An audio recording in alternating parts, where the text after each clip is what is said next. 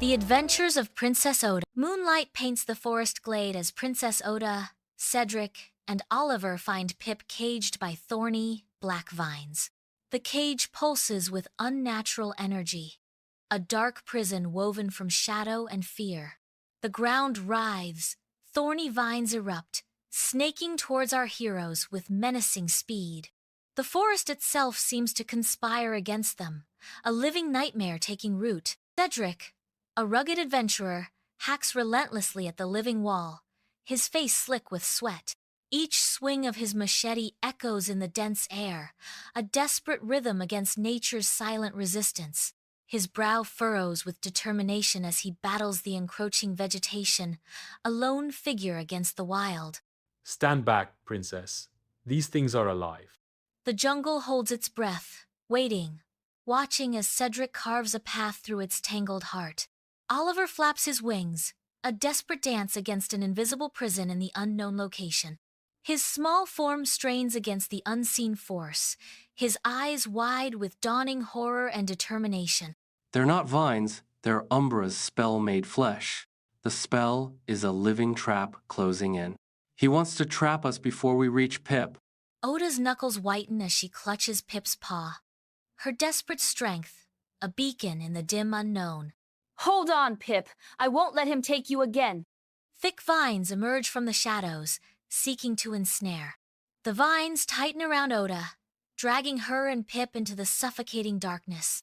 Oda, Cedric, and Oliver stand at the entrance, dwarfed by the towering bramble maze. The maze twists into the darkness, its thorns sharp against the night sky.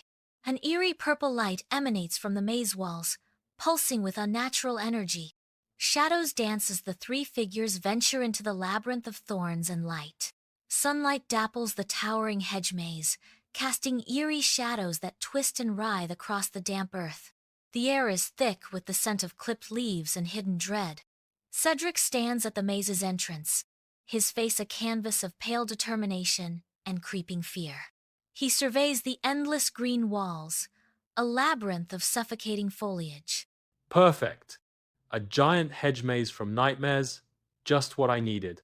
Oliver kneels, his brow furrowed in intense concentration as he examines the sharp thorns scattered across the barren ground. Each thorn tells a story of danger and deception, a silent warning in this forsaken place.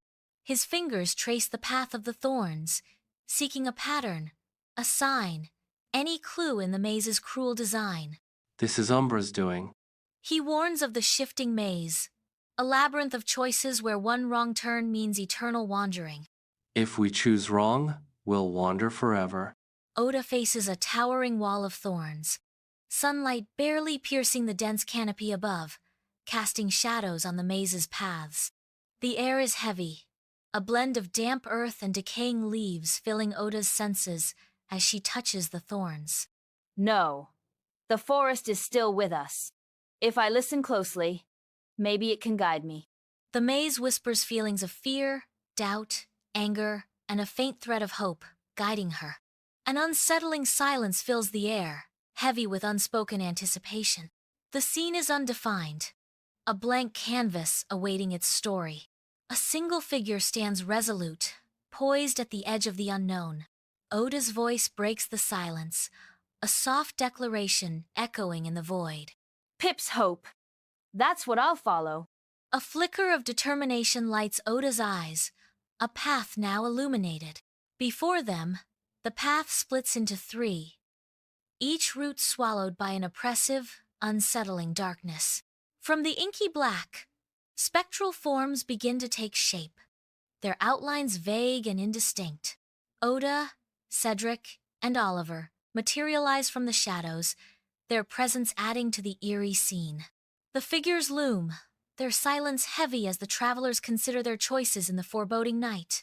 An unknown location at night. Darkness dominates, a heavy tension palpable in the air. A lone figure is silhouetted, a faint, mysterious light source barely defining their form. The figure emerges from the shadows, their presence menacing. Shadow Oda's voice cuts through the oppressive darkness, a chillingly calm declaration. You can't save him. You couldn't even save yourself when you were lost. Oda stands unyielding, her eyes burning with newfound resolve. A beacon against encroaching shadows. Mirroring her defiance, Cedric and Oliver brace themselves, ready to confront the demons lurking within. The air is filled with tension as shadows coil around them. An ominous dance of inner turmoil made manifest. Wrong. Pip found me and I found my strength. You're nothing but lies your Umbra's doing. You will not defeat us. In a final act of defiance, her shadow dissolves, leaving behind only the echo of her resolute spirit. Before them rises a menacing barrier, the Wall of Thorns, a fortress of twisted brambles against the night. The thorns bristle, their shadows dancing ominously under the moonlight. Cedric steps forward, sword in hand, ready to challenge nature's thorny defense. He slashes at the vines, but they hiss back with a life of their own. The thorns tear and whip, as if the wall itself is fighting back. Clashing swords and monstrous growls echo in the unknown location, signaling a fierce battle. The scene is chaotic. A whirlwind of motion suggesting a desperate struggle for survival. Cedric fights with grim determination. His movements a dance between defense and desperation. It's useless. My sword won't hold them back. The monstrous growls intensify, closing in, promising a grim end to the valiant struggle. Oliver's eyes dart, a storm of thought brewing behind them.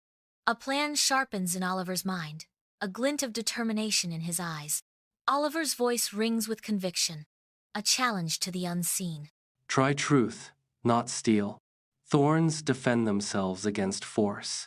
Sunlight drizzles through the dense forest canopy, painting the ground in shifting patterns of light and shadow. The air is thick with the aroma of wet soil and the subtle decay of fallen leaves. Oda steps into a sunlit clearing, her face upturned to the sky. Her voice echoes through the trees, a blend of reverence and determination. Forest, hear me. We come not to harm you. We come to save one of your children.